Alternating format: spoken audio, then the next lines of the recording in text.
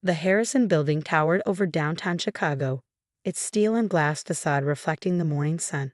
I sat in my private car across the street, watching board members of Harrison Industries file into the lobby, each one dressed in expensive suits, carrying leather briefcases, radiating the self-importance that came with serving on my family's board. My father would be arriving last, of course. Michael Harrison always had to make an entrance.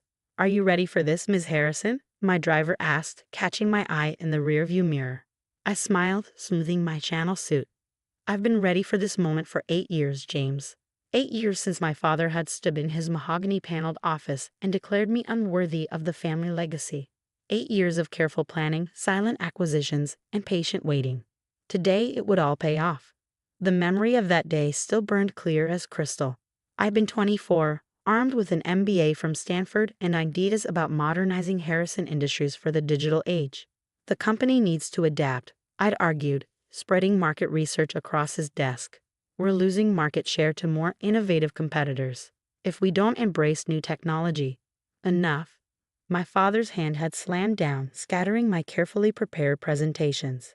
"Harrison Industries has thrived for 3 generations doing things the traditional way. We don't need your Silicon Valley nonsense." My brother Marcus had smirked from his position by the window. At 28, he was already being groomed as the next CEO, despite having none of my qualifications or vision. "Face it, Emma," he drawled. "You're not cut out for this business. Why don't you go start a blog or something? Leave the real work to people who understand it."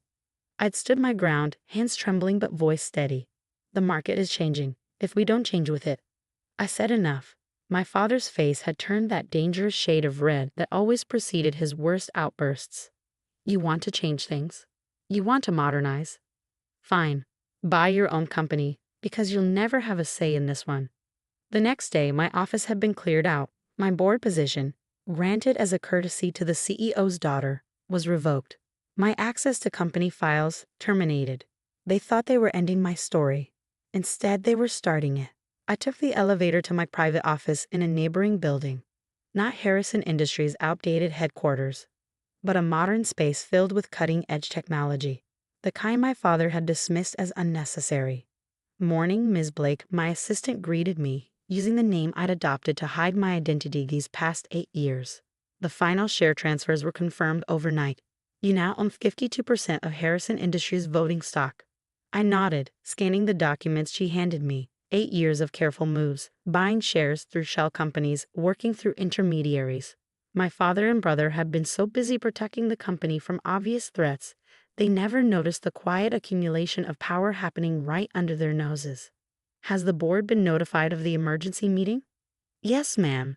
They're gathering now. Your father is quite agitated about not knowing the buyer's identity." I allowed myself a small smile. "I imagine he is." My phone buzzed. Marcus calling. I let it go to voicemail, already knowing what he'd say. The same thing he'd been saying since the mysterious share acquisitions began. That he'd find who was behind it. That no one could take Harrison Industries from the Harrison family. He had no idea his own sister had already done exactly that.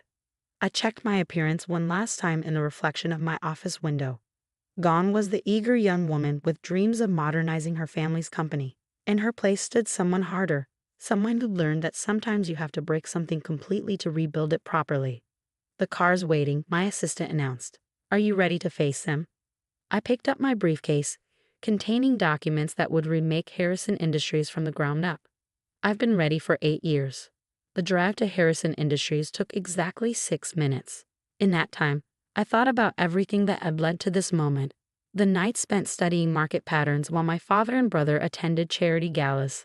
The careful cultivation of allies in the business world who never knew my real identity. The fortune I built independently just so I could finally take back what should have been mine by right. My father had told me to buy my own company if I wanted to make changes. So I had. I just decided to buy his.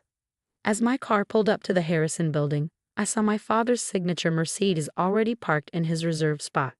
The CEO's spot. I smiled, knowing it wouldn't be his for much longer. The security guard nodded to me as I crossed the lobby. He didn't recognize the CEO's banished daughter in the confident woman striding past him. The elevator ride to the top floor gave me one last moment of reflection. I thought about the day after I'd been thrown out, when I'd sat in a small coffee shop planning my revenge. I could have exposed the company's weaknesses to competitors, could have gone to the press with insider knowledge of questionable practices, could have done any number of things to hurt them quickly. Instead, I'd chosen patience. I'd built my own technology company specialized in exactly the kinds of innovation Harrison Industries needed. I'd made it successful enough to fund my gradual acquisition of my family's company, and I'd done it all under a different name, becoming the kind of anonymous investor that my father feared most. The elevator doors opened onto the executive floor. Through the glass walls of the boardroom, I could see them all assembled. The old guard of Harrison Industries, with my father at the head of the table and Marcus at his right hand. My heels clicked against the marble floor as I approached the boardroom. 8 years of waiting. 8 years of planning. 8 years of letting them think they'd won. Time to show them how wrong they'd been. I pushed open the boardroom doors exactly at 9 o'clock. The conversation inside died instantly, all eyes turning to the unknown woman entering their sacred space. My father's face darkened with annoyance. He hated when anyone interrupted his meetings. "Excuse me," Marcus called out, "but this is a private board meeting." "Oh, I know exactly what this is," I replied smoothly, walking to the head of the table.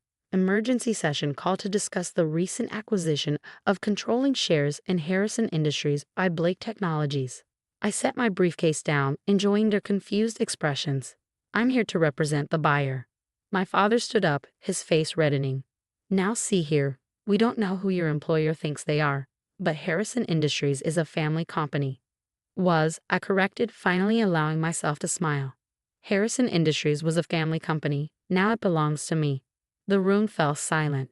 Then Marcus laughed, sharp and dismissive. "You? And who exactly are you?"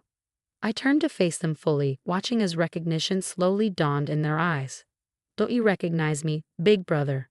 8 years is a long time, but surely you remember the sister you helped throw away." "Emma?" My father's voice cracked. He fell back into his chair, face draining of color. This is impossible." "Impossible?" I raised an eyebrow. Like modernizing the company was impossible? Like competing in the digital age was impossible? I opened my briefcase, pulling out documents. "I believe you told me to buy my own company if I wanted to make changes. So I did. I just decided to buy yours instead." Marcus lunged for the papers, scanning them with increasingly frantic eyes. "These acquisitions. Blake Technologies. You're Catherine Blake." "The same." I enjoyed watching him process this information. "The tech entrepreneur you've been dismissing as an upstart threat for the past 5 years? That was me. The innovative competitor stealing your market share, also me." My father found his voice again. "You can't do this. The board won't allow." "The board doesn't have a choice." I cut him off. "I own 52% of voting shares, acquired legally through various shell companies while you were too busy protecting yourself from obvious threats to notice the quiet ones." I nodded to my assistant, who began distributing folders to each board member. "Inside you'll find my plans for restructuring Harrison Industries. The company will be merged with Blake Technologies, bringing it into the modern era you fought so hard to avoid." "You destroy your own family's legacy," my father demanded. "No, father. I'm saving it. Your outdated methods were destroying it just fine without my help." I turned to address the board. "Harrison Industries has lost 40% of its market share in the past 5 years. Your technology is obsolete, your methods antiquated. Half your major clients have already quietly switched to firms using Blake Technologies systems." The board members shuffled uncomfortably, unable to deny the truth of my words. They'd watched our company's slow decline, too afraid of my father to speak up. "This is revenge," Marcus spat. "You're just bitter about being passed over." "Revenge?" I laughed. "Brother, if I wanted revenge, I would have sold our trade secrets to competitors. I would have exposed the questionable accounting practices you thought no one knew about. This isn't revenge, it's resurrection. I'm going to drag this company into the future, whether you like it or not." I stood at the head of the table, my father's position for so many years. "As of this moment, I am the new CEO of Harrison Industries. Father, your retirement will be announced this afternoon. Marcus, your position as CFO is terminated, effective immediately." My father surged to his feet. "You can't?" "I can, and I have." I met his eyes steadily. "You told me I'd never be worthy of this company. Now I own it outright. Funny how life works out, isn't it? The next hour was a blur of legal documents, formal votes, and shell-shocked expressions. One by one, the board members signed off on my takeover, many of them hiding smiles. They'd seen this coming, even if my father hadn't. As the room cleared out, I remained at the table with my father and brother. The three Harrisons together for the first time in 8 years. How different the power dynamic was now. "Why?" my father finally asked, his voice smaller than I'd ever heard it. "Why go to all this trouble? Why not just start your own company?" "I did start my own company," I reminded him. "Blake Technologies is worth 3 times what Harrison Industries is. But this company," I looked around the boardroom, at the portraits of Harrison men on the walls. "This company should have been my legacy too. You just couldn't see past your own outdated beliefs to recognize that." Marcus stood up, straightening his tie with trembling hands. "So that's it? We're just out?" "You're out," I confirmed. "But unlike you, I believe in merit over birthright. If you want to earn your way back in, you can apply for a junior position like anyone else. Start from the bottom, prove your worth." That's what I had to do. I watched them leave, my father stooped with defeat, Marcus practically running from the room. 8 years of watching them drive our family's company toward obsolescence, and finally I could stop them.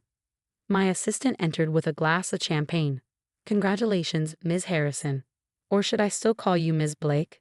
I smiled, picking up the glass. "Harrison is fine now. I paid enough for the name. Might as well use it." The press release went out an hour later. Harrison Industries acquired by Blake Technologies. Prodigal daughter returns as CEO. My phone exploded with messages from relatives who'd shunned me 8 years ago, now suddenly remembering their dear cousin Emma. I ignored them all. That evening, I moved into my father's old office.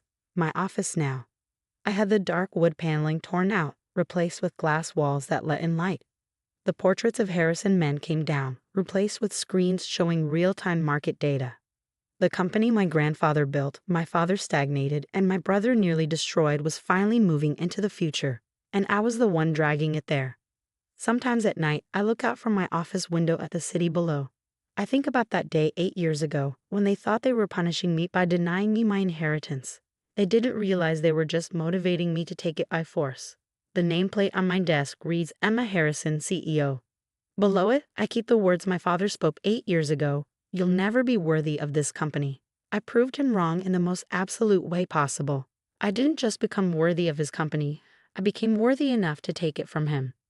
The view from the top isn't about looking down on those who hurt you. It's about looking forward to where you're going to take the company they thought you'd never have. And sometimes, the best revenge isn't just success.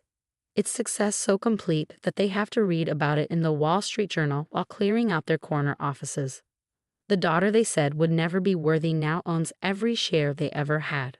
That's not just revenge. That's evolution.